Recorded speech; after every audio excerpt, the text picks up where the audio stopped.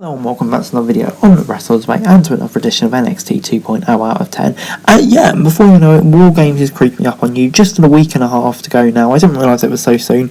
But yeah, we're slowly building towards that. There's lots happening on NXT. So yeah, let's get straight into it. Another interesting show coming up. Grayson Waller kicks off the show and compared himself to The Rock and John Cena. He added that he was a better champion than Tommaso Ciampa, which led to the match. Ciampa put Walker in the corner early on and went for some knees before Waller hit two neck breakers on the Champ before using ropes to lock in a hold. Ciampa then came out of the corner with a big boot, taking a pop-up spear. Waller then went for the People's elbow, but Ciampa dodged it.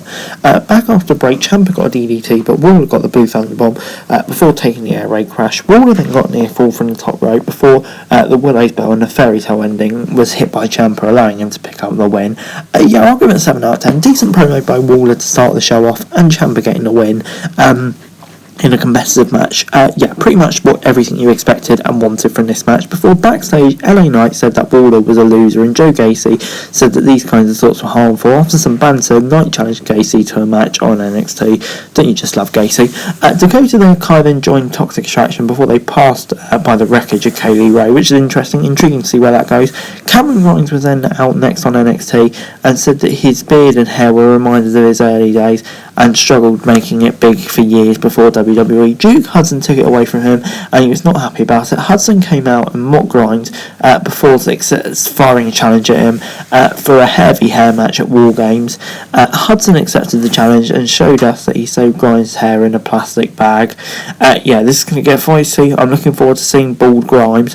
Before he got Indy Hartwell and Persia Pirotta versus Carter and Catanzaro. Hartwell took a beating early on before Casey and Caden got in control. Indy tagged in but was not focused on the match as Catanzaro rolled her up.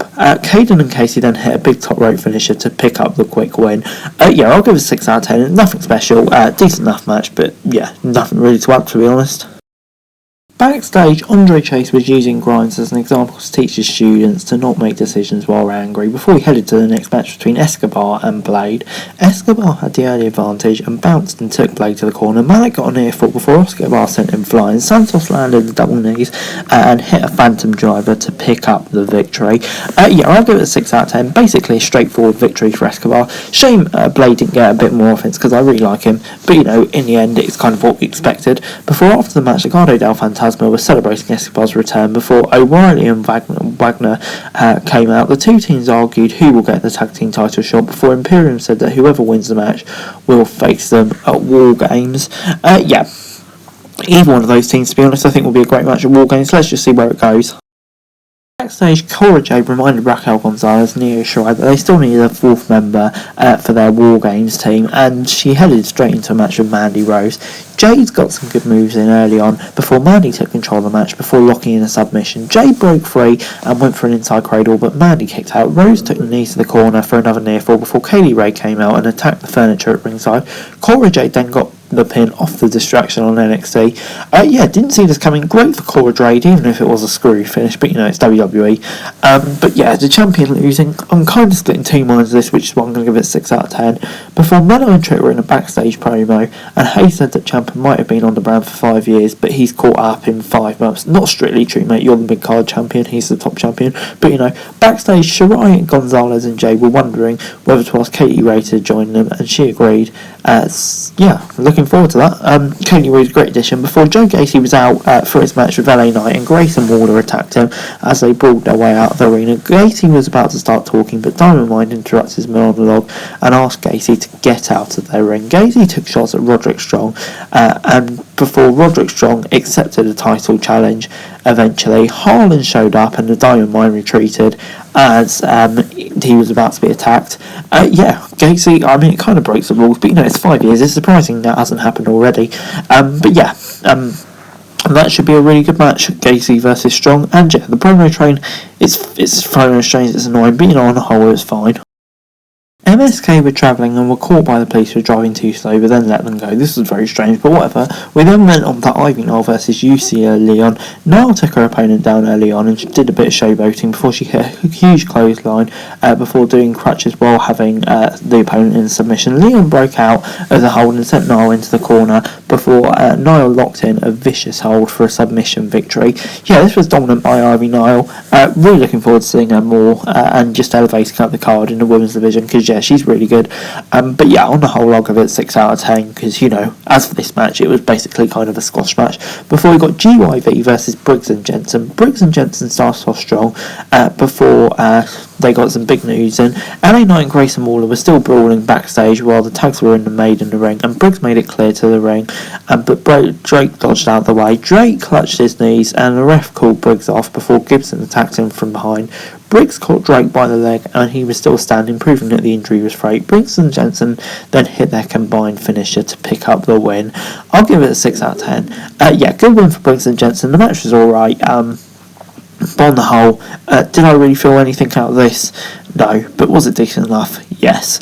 But on the whole, moving on then to our main event, Carmelo Hayes, Pete Dunne and Johnny Gargano. Gargano hit a big dropkick on the champ early on after Dunne was tossed out of the ring. Dunne then returned, attacked Mello before he took the fight outside with Gargano, and Dunne locked in a single leg crab on both his opponents before Trick pulled Mello out of the ring.